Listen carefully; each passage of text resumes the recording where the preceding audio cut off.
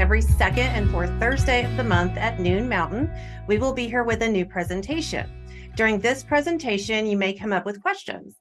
If you do, please use the Q&A button at the bottom of your screen to send in your question, as all of you are muted on this presentation. Your question will be addressed at the end of the presentation. Now, I would like to introduce you to today's presenter, Lucia Carbone. That was my best. Lucia received a PhD degree in classical studies at Columbia University in 2016.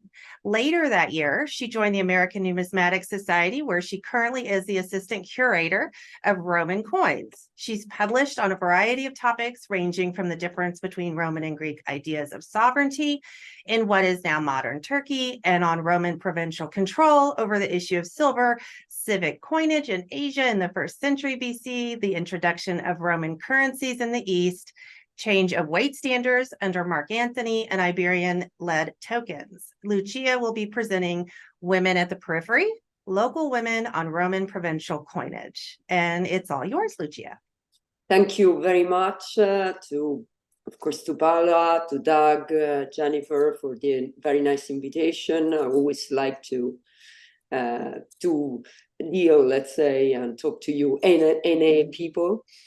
Only one thing is that now I'm an associate curator, not anymore an assistant curator. Oh, goodness. Yeah, no, that's not really important. I just wanted to make that. And now, I'm absolutely very happy to answer any of your questions. And I will now begin my presentation. Then I begin to share my screen. And here you go. Okay, so today I apologize in advance for, you will see a lot of some Greek, let's say, of course, all translated, because my idea is that today I will first address the importance of benefactors for the production of civic coinage in the Roman world. And then, of course, within these, I will address the role of women. And much has been done lately. There's much more to be done, actually. So, I'm very excited for this talk. So, let's begin exactly how I promised, unfortunately, with some Greek. This excerpt from an inscription in honor of Moschyon, an important benefactor of the city of Magnesia Meander in the Julio-Claudian period in the early 1st century CE, takes me to the heart of the issue. He is honored because, among several other tasks, he supervised, as you can see here, the production of bronze coinage. Moreover, he fulfilled his duties, his liturgia, as it says in Greek, toward his city, ekton idion, which means from his own substances. Moschyon good deeds are thus directly related to the first question I will address today, namely the significance of the so-called benefactors in the production of civic coinage. In other words, did cities in the Roman Empire depend upon private funding for the production of their coinage? Keeping in mind the complexity of the problem, I will here limit myself to commenting upon a few cases that might offer elements for further discussion. In most cases, given the fact that the production of provincial coinage ended in the Western provinces in the 1st century CE, I will mostly rely on case studies from the Roman East. In the second part of this lecture, I will focus on the proper themes of today's lecture, namely the presence of local women on the civic coinage issued in the Roman provinces. However, it could not be possible to address this topic without having clarified the importance of women as benefactresses in the cities of Roman Empire first. So I will begin talking about benefactors, the importance of benefactors for civic coinage. Then I will address the importance of women as benefactresses in general in the Roman Empire, and then their presence on coinage. Therefore, the second part of this lecture will first address the relevance of women as civic benefactresses and then focus on their presence on coinage. So, to address the first question, namely the importance of the so-called benefactors in the production of civic coinage, I deem it necessary to spend a few words on the economic significance of benefactors in the economic life of provincial cities in the Roman Empire. In his book on civic munificence in Roman Asia Minor, and if you like to have a bibliography, I'm very happy to provide this to you, Adrian Zuiderhek argued on the basis of Hopkins' calculation that the aggregate surplus of a community of 25,000 people could be estimated to be around 3 million sesterci per year. This is calculated on the basis that GDP, so the gross product estimate, was twice as much as subsistence in the Roman world. So the Roman world were actually well off enough. So they have twice as much as it was needed for mere subsistence than what it was needed for mere sustenance. Thus, if a year's subsistence for an individual is 115 sesterci and GDP per capita is twice as much, so which is around 230 sesterci, as you can see here, this is not my calculation, the produced surplus is thus 115 sesterci, which multiplied by 25,000, which was the approximate population of a city, gives us the approximate sum of 3 million sesterci. So the aggregate elite income in this community must have amounted to 1-2 million sesterci. This is what Zuderek suggested. But in reality, in his book of 2018, my friend and colleague Daniel Hoyer showed that these GDP calculations were definitely much too conservative. Okay. And this is basically, we're quite conservative, and we can instead expect that the GDP of these communities to have been twice as large. So these are all the possible estimates, okay, based on the median average of varied building costs in provinces. And sorry for all of these, but you will see that I'm coming now to a point in the west and the east of the Roman Empire. Macmullen once estimated that the city of Pompeii could have been entirely refurbished with new buildings for circa 9 million sesterci, and Pompeii was a big city, okay? So for a medium-sized city, a sum of perhaps 5 million sesterci would have sufficed. So by distributing this sum over a period of 100 years, we arrive at an average annual expenditure of 12,500 denarii. And of course, we know that the sesterci are, each sesterci is, each denarius equals to 4 sesterci, okay? So this means that the annual expenditure for cities of medium size was only 2-3% of their annual income, even by the most conservative estimates. So there was space for benefaction.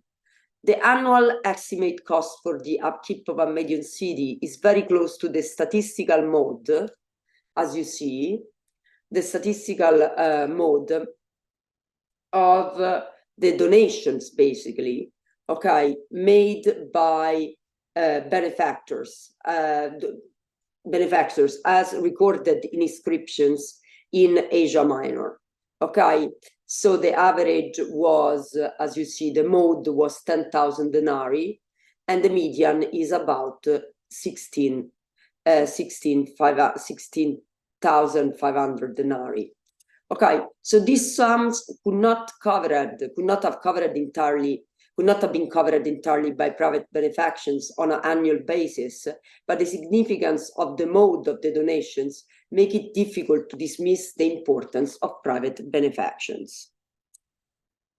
According to Zuiderhek again, most of the benefactors' contributions were spent on public buildings, as you can see here, and this contribution increased in the 2nd century AD, both in number of donations and in amounts donated.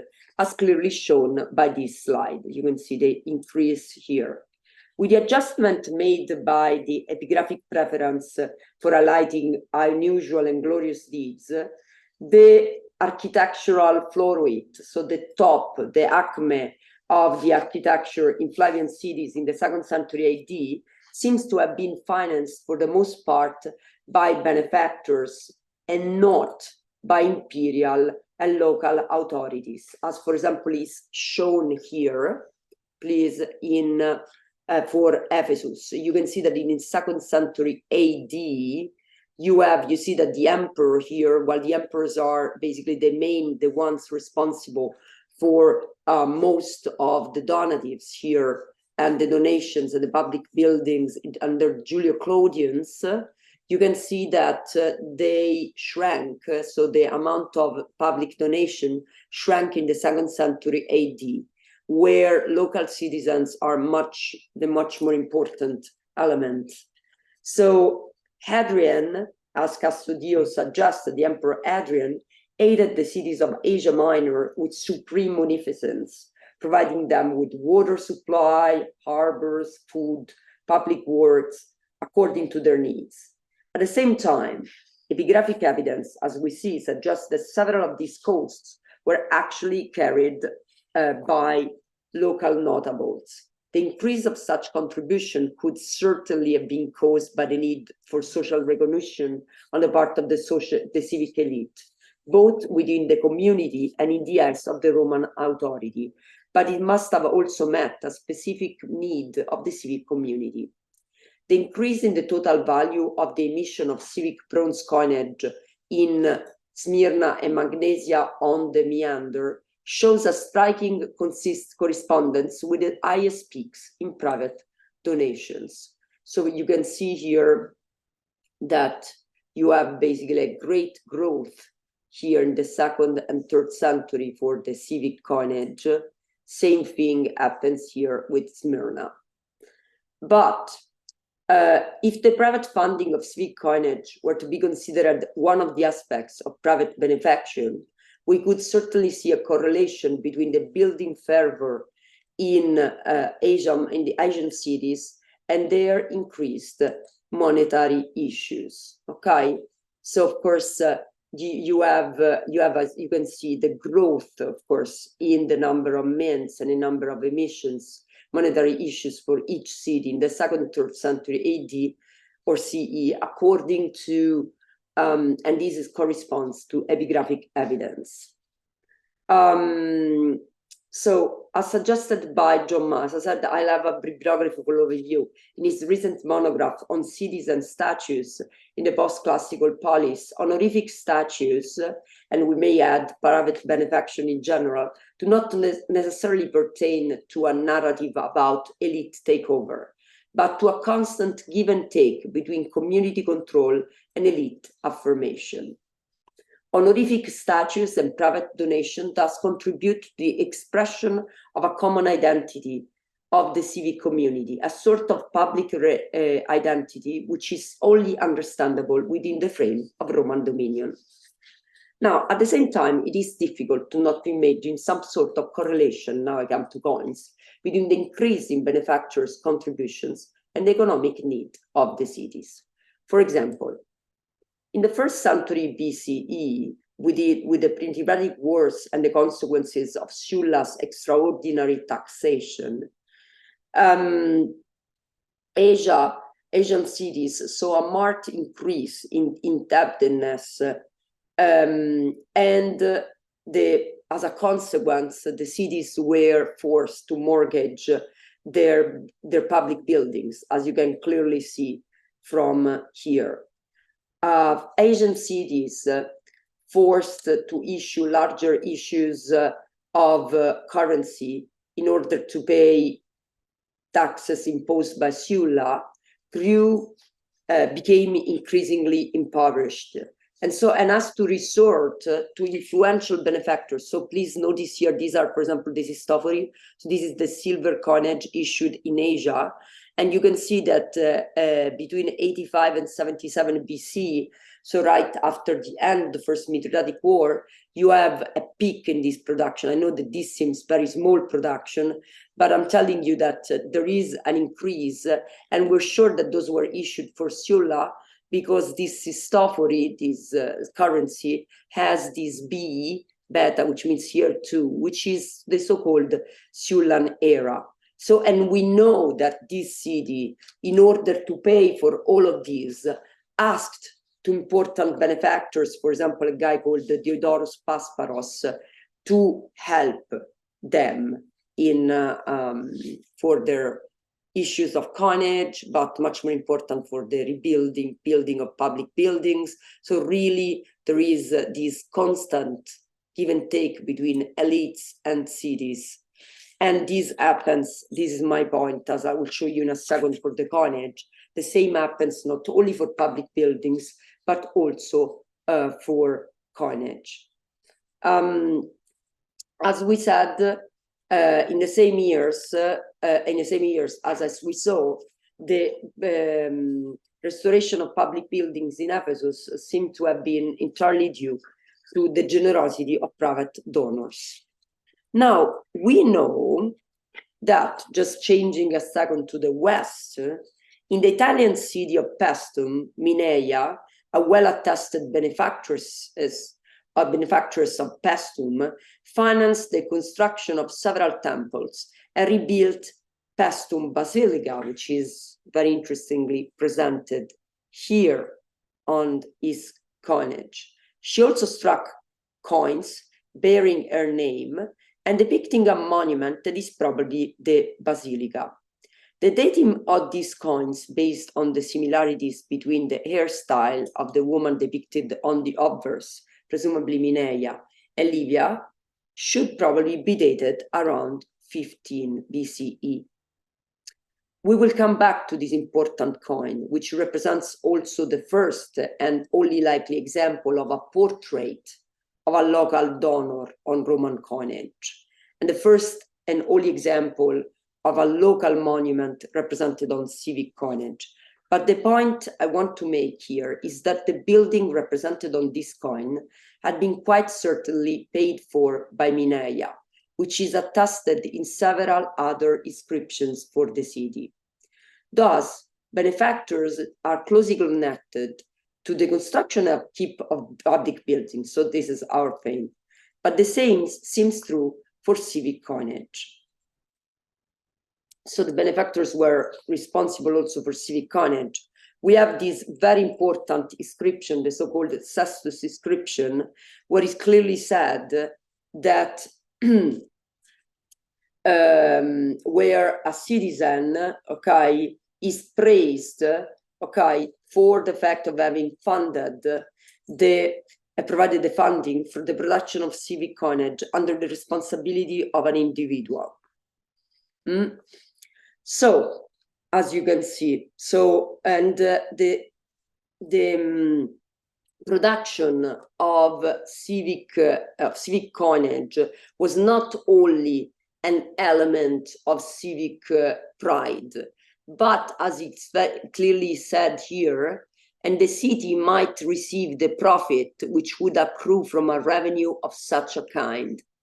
So which means that the production of civic coinage provided to each city a profit.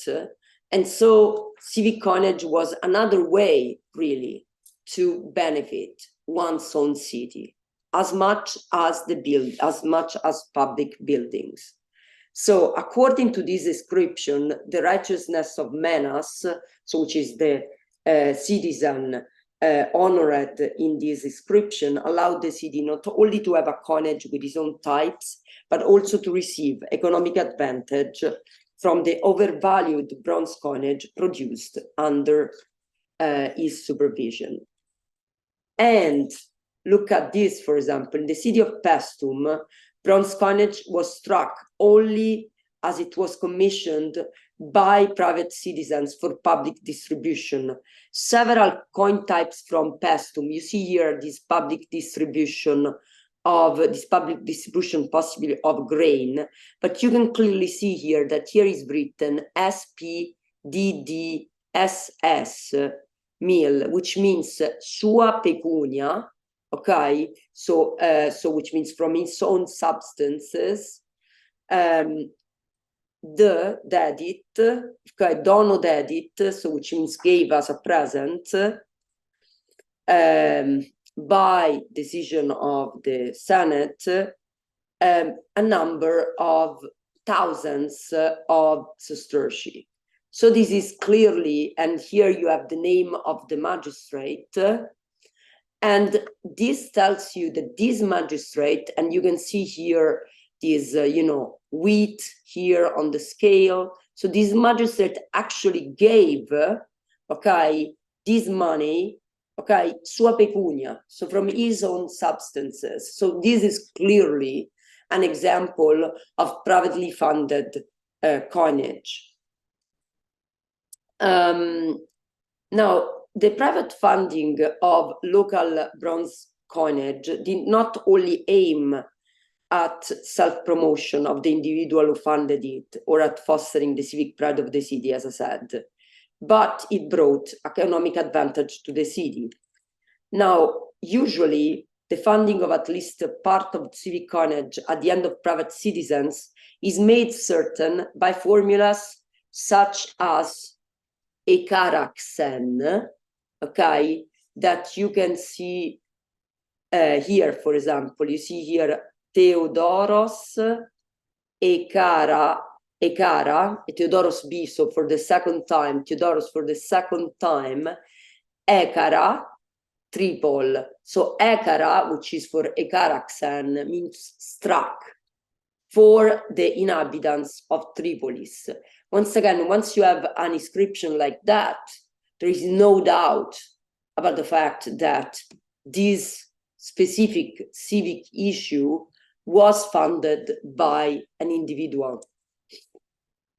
Same thing, for example, in this case, another typical formula that you find here in Milasa.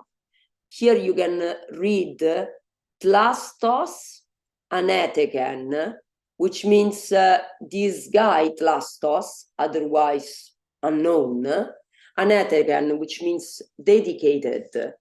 Okay, so, and this is aneteken is also a formula that can be found on statues, on the basis of statues, so in other sort of dedications, but it's also used on coinage, as you can see.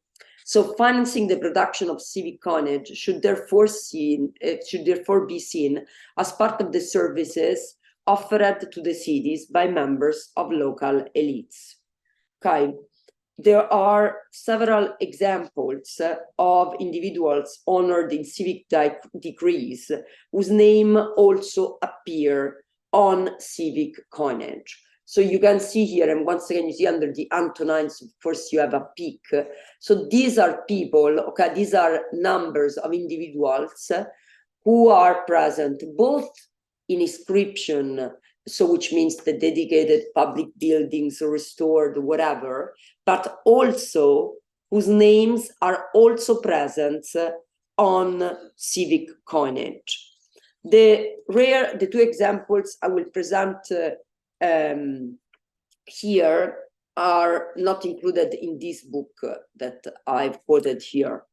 So, for example, you have this example from Hierapolis. So a votive inscription from the Phrygian city of Hierapolis contains a dedication to the Emperor Tiberius at the end of a certain Icasius Cocos, son of Polis, here defined as Philopatris and Eusebes. So here I just translate to Tiberius Caesar Augustus, consul, and to the people, this guy called Icasius Cocos, son of Polis, dedicated this column. That's why it's at the basis of the column. This is Keiona. And the title that this guy is awarded are Philopatris, which means in Greek, lover of the motherland, and Eusebes, which means pious, and Dan means also agnos, which means sent, whatever. and teknon polios, which means actually teknon polios means son of the city, which means the cities, Greek cities, when they wanted to honor somebody, basically adopted them publicly. So this guy clearly was a great benefactor. But what is super interesting is that the same guy, and so sorry for this is clearly a pretty rare coin. That's why unfortunately I have only this kind of picture of it. But you can see that the same name, Cocos Pollidus, so which is clearly the same name, is visible also on coinage. So this guy not only paid for a column, but also paid for this civic coinage, okay? And you have here better, let's say, much better quality. And here you can read Gaios, and here you can read Hierapoleiton, of course, so to the inhabitants of Hierapolis, Kokos, once again. And Kokos, when it's a nominative, is the one who is responsible for the issue, okay?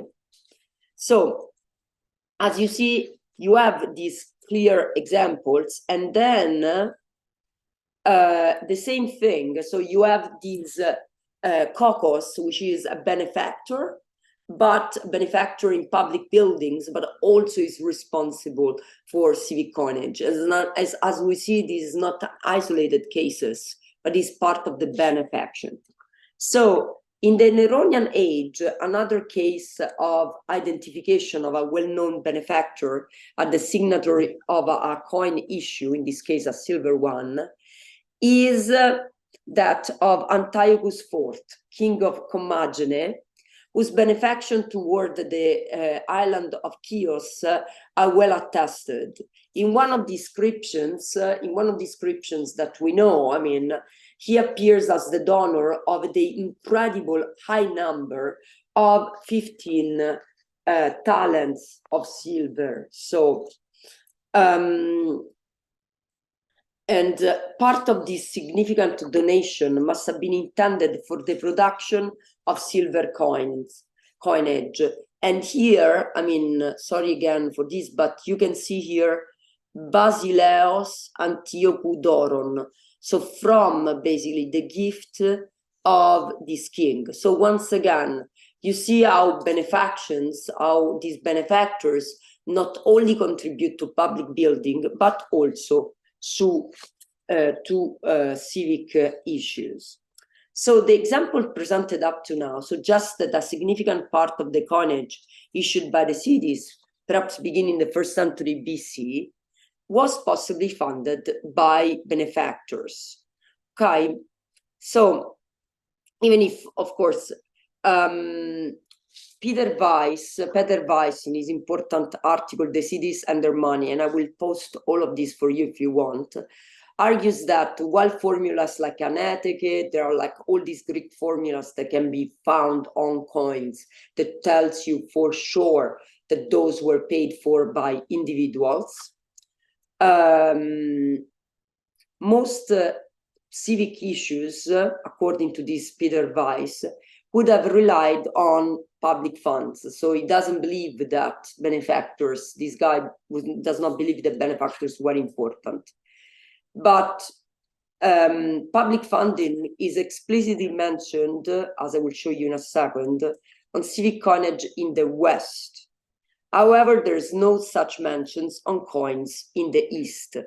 You see, here you read here, PP, pecunia publica. So basically, these issues here, in this case, this from Utica, this Dupondius from Utica, okay, is under Tiberius, is actually issued from public fundings, public money. As this one here, again, pecunia publica, you have this in Carthage. But in the East, we have no such, we have no inscriptions mentioning this. So we have no way, let's say, of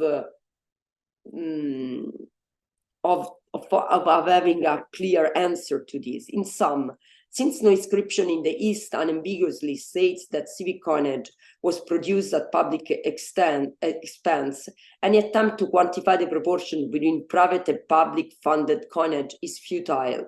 However, as suggested by Stanisław Dmitriev, as early as 2nd century BCE, the balance of epigraphic evidence indicates that civic magistrates increasingly used their own resources to meet the expenses incurred by their offices, thus blurring the distinction between holding of civic offices and fulfillment of expensive liturgies, which are the services to the city. So basically, these people were paying the city as while also performing other services. So, as already noted, there is a striking correspondence between the increase in privately funded public buildings and the number of private benefactors that appear on coins as well. Finally, while absolute certainty about the significance of private building in the production of coinage is not possible, it seems likely that it was non-negligible already in the 2nd, 1st century BCE and became increasingly important in the following century. Now, now we will begin actually with the name giver, the eponym part of this presentation. But as you see, all these sort of long premises, long preamble was absolutely necessary now so that you can understand that the presence of women on coinage, on local coinage, okay, but on local women on coinage, which is a huge difference from, of course, imperial women. Here we're talking about local women, local benefactresses, and of course their presence is actually part of a larger phenomenon of benefactors. Now, going back to the 1st century BCE, we have one important example of benefactor, and we will see that his descendants, women, will feature large on coinage. So, in the Lydian city of Nisa, one of the most prominent families, that of Carbone and his sons, took a very decisive pro-Roman stand. Carbone acquired fame for helping the troops of the consul Caius Cassius in the late 89 BCE by providing them with 60,000 modi of wheat for free. As it's saying here, the Roman army was fighting against Mithridates. They didn't have enough supplies, and this guy gave him tons of wheat flour for free. And this is what we have. This is an inscription. And Mithridates didn't take it lightly, okay? As we have this letter, which is once again preserved in as an inscription, where it's clearly said that he would like that since Carbone, son of Pitodoros, has been acting since the beginning of the war in the most hostile and artful way against our interest and should be counted among our worst enemies, let it be announced that anyone who captures Carbone, Pitodoros, or Pition alive will receive 40 talents. Anyway, if anyone brings the head, it's fine too. It will receive 20 talents, which tells you that these people were really hated by Mithridates.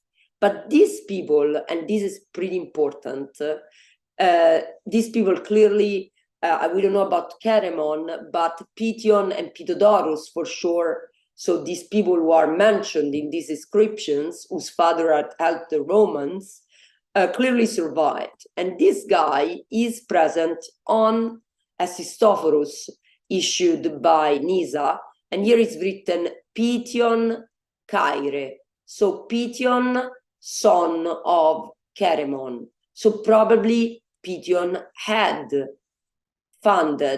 paid for these issues. But what is pretty interesting is that this family then moved from Nisa to Tralles, which was much more important, okay? And you can see here that Pitodoros, so which is for sure the son of this Cheremon who had helped the Romans during the Mithridates War, originally a native of Nisa, had changed his abode to Tralles. Now, why is this guy so important? This guy was fabulously rich, and he was a very good friend of Pompey the Great, and famously a very good friend of Mark Antony. So much of a friend of Mark Antony that Mark Antony gave him, one of his elder daughters. So one of the Antonie went as a bride, married this guy, Pitodoros. And together, they had this daughter, Pitodoris, which is the present queen in Pontus, which is this one, for example, which is celebrated, okay, in this coinage where it's written Basilissa Pitodoris, okay, so of the Queen Pitodoris. Of course, this is Augustus, because we know that Augustus didn't change. Let's say actually used some of the children of Mark Antony as client kings and queens in his when he organized the empire after he defeated Mark Antony. So this gives you the idea of how important these benefactors were. So important that they then could become king and queens in some way. But what is interesting is that the first thing that tells us also about the importance of the family of these Pitodoros is that they appear on coinage, and they will keep appearing on coinage, as we will see. So the daughter, okay, of Pitodoris and Polemo I, king of Pontus, appears on coinage as well. But now you can tell me these are not local women. These were women who used to be local, or better.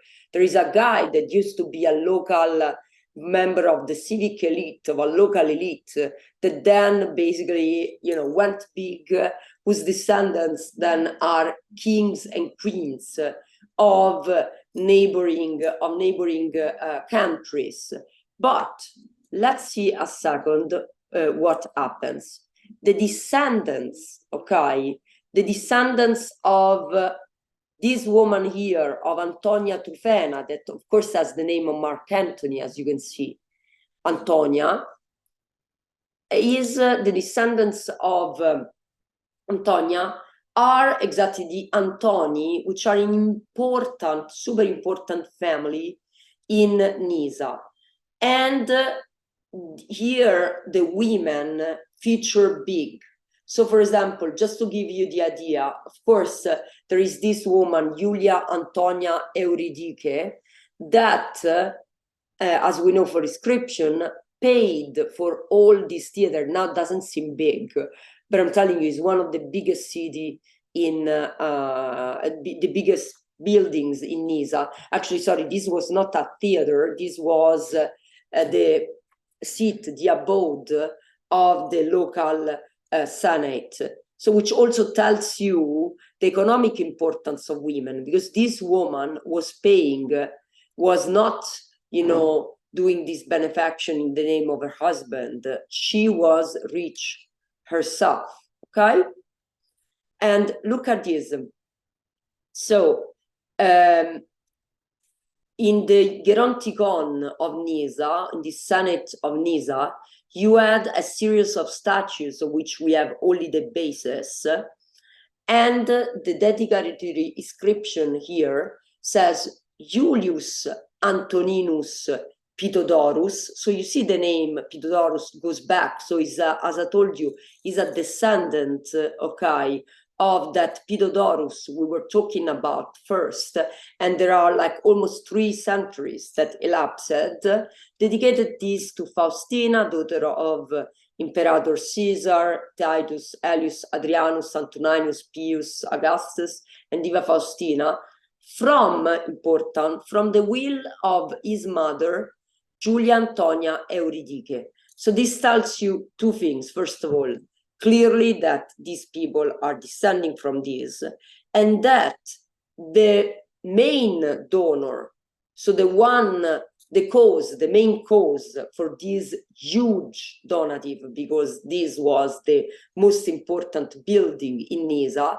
was the will of the mother of this Pidodorus, Julia Antonia Euridice. So which tells you one thing important, that women, for example, do never appear in imperial coinage, for example, and but they do appear on local coinage, and the statues of donors in Rome, female donors in Rome, are very, very little. The number is very low because, of course, in Rome, the most important thing was dedicating having the women of the imperial families. But here in these local communities, women can enjoy a much wider visibility.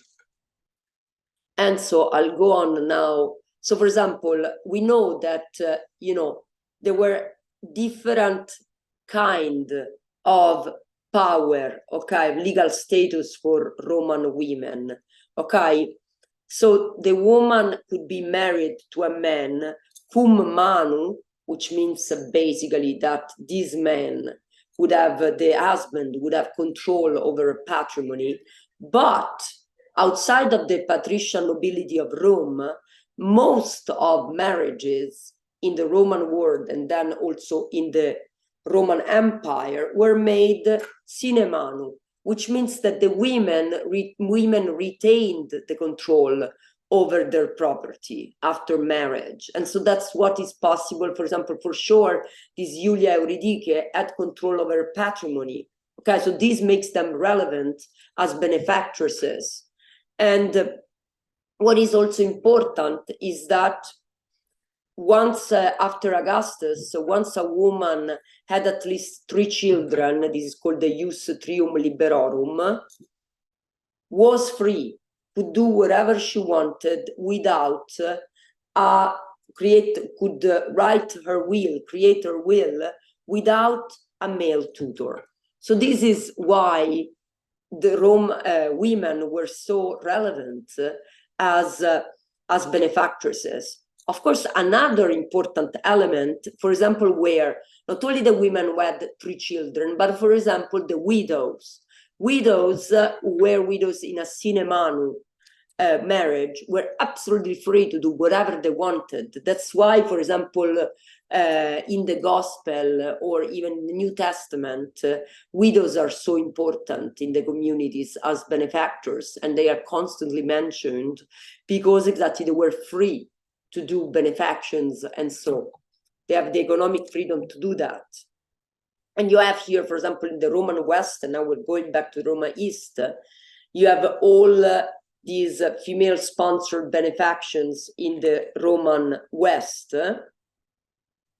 And you see also the breakdown of female-sponsored benefactions here. And we can see here, sorry for this, another benefaction, of these female benefactresses. For example, in this case, you have this Temple of Apollo and Diana in Spain, actually in Portugal now, in Turóbriga. Okay. Now, and of course, we have the example of Mineia that clearly was an important benefactress in Paestum. Now, but of course, let's go back to our coins, okay? Because unfortunately, we don't have, apart from Mineia, we don't have women mentioned on provincial coinage in the West. Also because provincial coinage in the West is disappears in the second half of the 1st century AD. But here you can see the ratio between men and women attested in inscription and in literature, so in Asia Minor, and of course on coins. So coin eponyms attested in inscription and literature in Asia Minor. You can see, of course, that the women are a minority. I mean, we do not expect this to be otherwise, but still they are present, and there are some of them which are incredibly interesting. We already spoke about this Antonia Trufena, but what is super interesting is that her descendants, which are two sisters, Julia and Claudia, and we know that they are descendants because we have several inscriptions and so, are present on coinage in Laodicea, so very close to the original city, to Nisa and Tralles, at the time of Nero. You can see here Julia Zenonis, okay? So those were, they were descendants, directly descendants of Pitodorus, through Pitodoris and Antonia Trufena, and these women kept basically issuing coinage. This is another coin always issued at Laodicea by Julia Zenonis. Now, Julia, the family of the Zenones were important, not only, of course, because they were descendants, but they were basically the richest family in Laodicea at Lycum. We know that. We have lots of inscriptions about them. But what is super interesting is the fact that the women of this family were the ones whose name actually appeared on coinage. There are also the men of these families' name appears on coinage, but women were responsible for coinage issues as well. And this is the possibly younger sister, because you see the issues are 20 years later, Claudia Zenonos, so with Claudia of Zenon, so son or daughter of the Zeno, which was exactly a very rich man in Laodicea, descendant of that Pitodorus we were talking about. Another coinage in her name, always in Laodicea. You see here Claudia. Then you can read this. But we have, so now I'm showing you, of course, some case studies.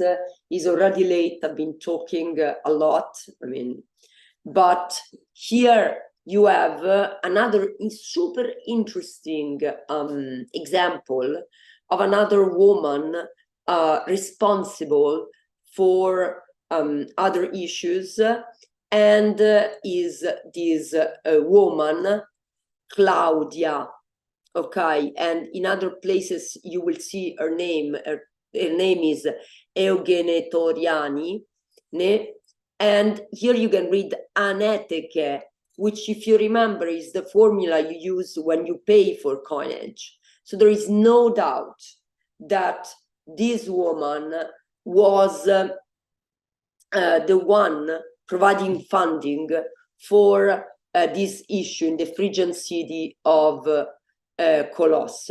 And you see this again, here. You see her name appearing again here, Claudia Eugetoriane. And what is super interesting here is Kere. Kere means widow, okay? Now, we have contemporary, actually, even earlier attestation. For example, we have the epistles of St. Paul, Paul's epistles from the letters of Paul from Colosse, from Phrygia, okay, when he was talking to the Christian community in Phrygia. And he spoke about the incredible importance of the women, the economic importance of the women, and especially of these widows in the community of Colosse. And there is no doubt, basically, that this woman was one of them, okay? Actually, there is this article by Rosemary Canavan that absolutely I suggest, and she found all these issues made by the same woman. And as you see, you have Claudia Egetorian Anete, which is for Aneteke, so dedicated. Of course, on this side, you have one is Adrianos, Adrianos, of course, with the portrait of the emperor. You have another issue, which is dedicated to the demos, so the people of Colossus. And you have another one where it's clearly said that this Claudia Eugenetoriane is Kere, so is a widow, okay, which, once again, makes sense because this was another way in which the women can be actually freed of their male tutor. Now, the first attestation we have in terms of chronological times of a woman as the one funding, okay, as the one funding coin issue is this one from Eumeneia.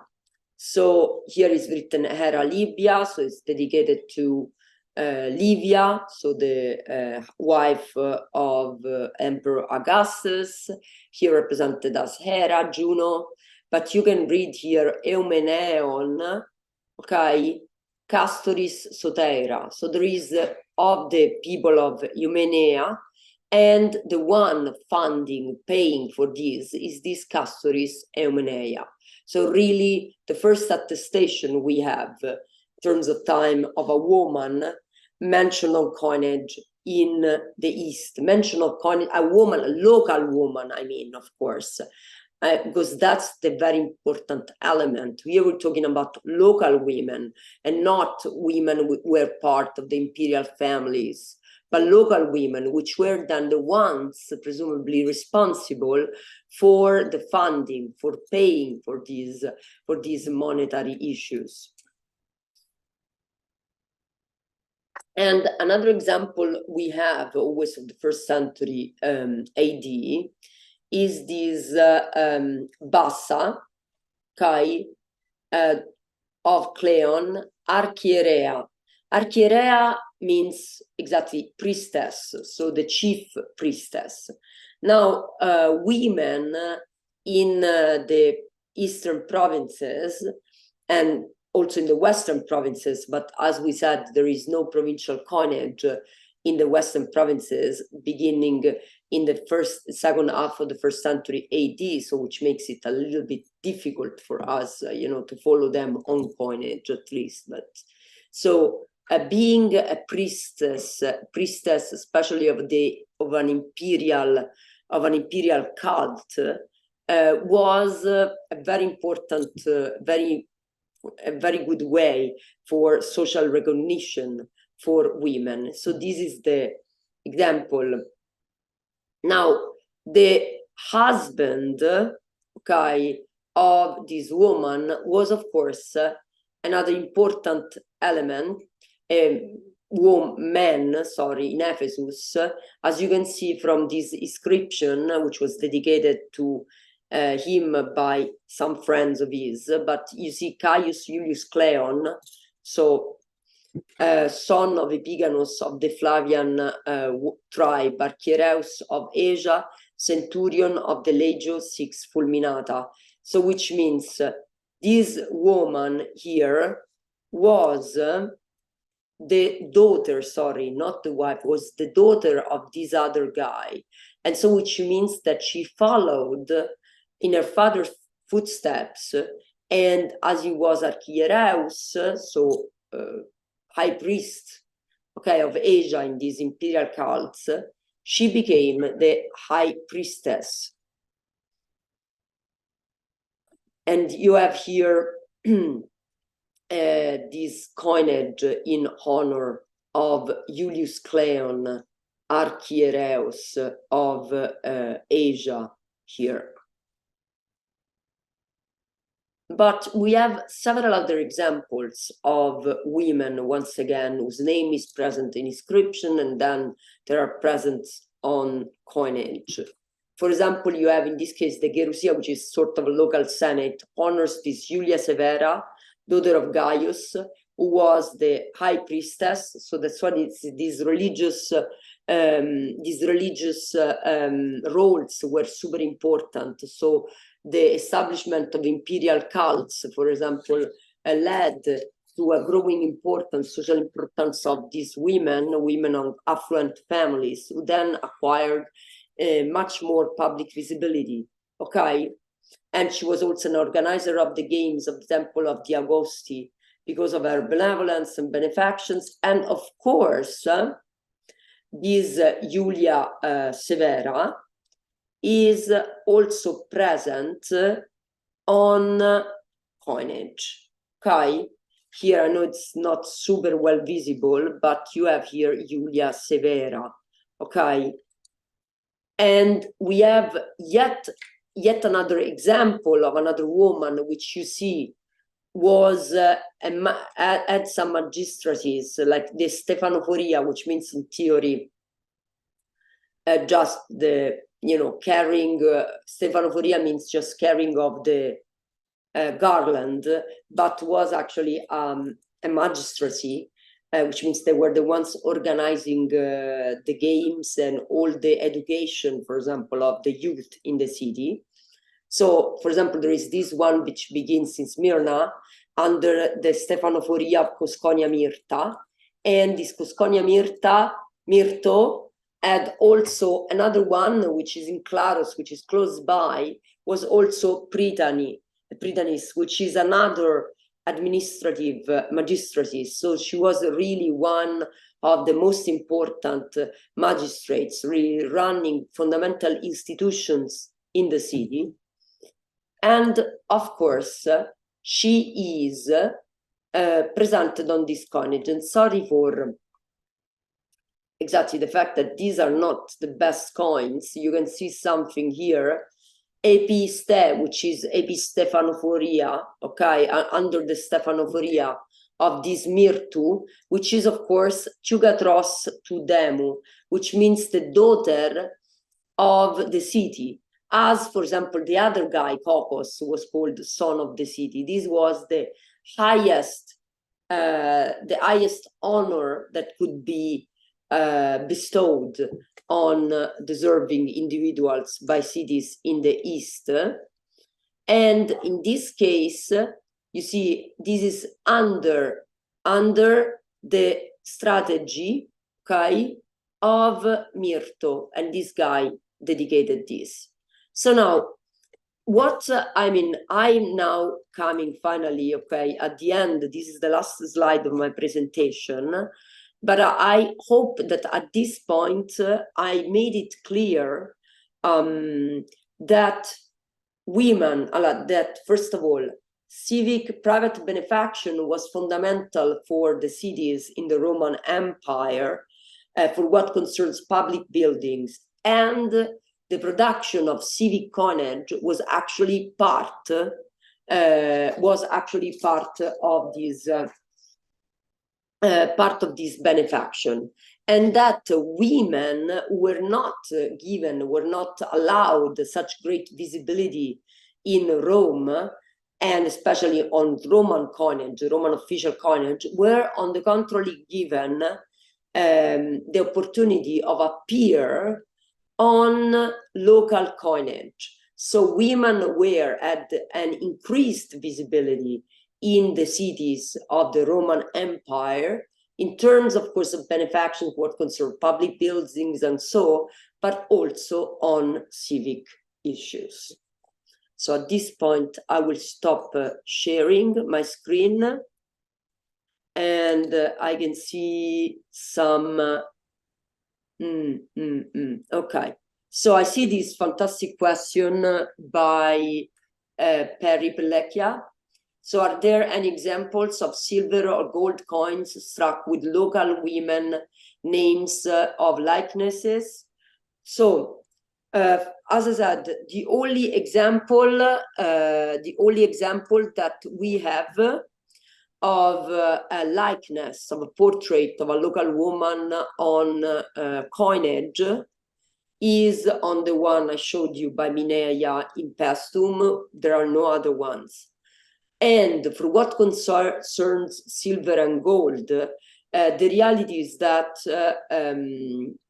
in the empire, already after the reign of Nero, the cities do not strike gold or silver anymore. So that's why in reality we have no examples of women benefactors, of local women on silver and gold coinage. Silver and gold coinage was also only produced by Roman mints and not by provincial mints. Okay, so this was not possible anymore. And of course, on Roman imperial coinage, only women of the imperial family could appear, no local women. So that's why local women were present only on bronze coinage, simply because bronze coinage was the only one that was issued all over the empire, the Roman Empire, and not just by just in Roman official mints. Okay, and of course the provincial coinage was issued. I mean, each city can decide the types, what was put on it. While in the Roman mints, Roman imperial coinage, the Roman imperial coinage was the types for sure. If they were not decided, the representation, if they were not. They were decided, sorry, by the emperor and by his entourage. I hope I answered the question. I don't know if there are other questions. Let's give everybody just a minute to see if they want to pop any more questions in here. While we do that, I would just want to say thank you for everybody that joined us, and thank you, Lucia, for a great presentation. You can find out what's upcoming on money.org under the events and learning tab. So at this point, I don't see any questions. So I just want to say thank you again, Lucia, for a great presentation. So, okay. There we go. Spread. So average wage was about 5 denarii or so a month. Yeah, it depends, let's say. I mean, the reality is that it depends. Yes. After Augustus on, for example, let's say that's what the soldiers would have a month. Yes. So I would say soldiers were pretty good. Okay. Thanks for the presentation. I would like to know if it is possible to estimate the amount of these coins that were produced. Yes. We do in this case what is called a dice study. So basically the ancient coins were produced with certain matrices, the dice, of course, but these dice were hand carved. So there are like some differences that can be done. And so you can basically study, you can estimate the number of dice that were used for a certain monetary issue. And if you assume that a certain amount of coins were produced from each die, this is how you can estimate the monetary production. Okay, so this is what we do. Or of course, otherwise you have other proxies. For example, if you know, this is what you do for certain issues. But of course, it's like mind-blogging work, okay, which sometimes numismatists have to do.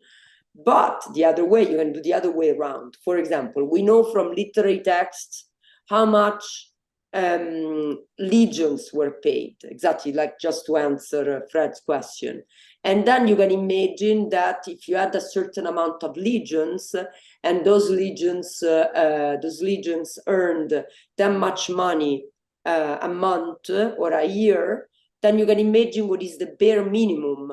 But of course, this method, or for example, we have some cases when it said that, I don't know, the Roman Senate, the Roman Senate allotted a certain amount of sestertii, whatever, to this issue. Then in that case, you know already, but so you go back and forth. Sometimes you have to go from the coins and then, you know, you estimate them from the coins, or you go the other way around. You go from literary sources and then you imagine that that was the amount of coinage that was produced. Okay. Perfect. Well, thank you again. Okay. I don't see any more questions, so I'm going to say thank you, and hope that you have a great afternoon. Thank you. Bye-bye. Bye-bye. Bye.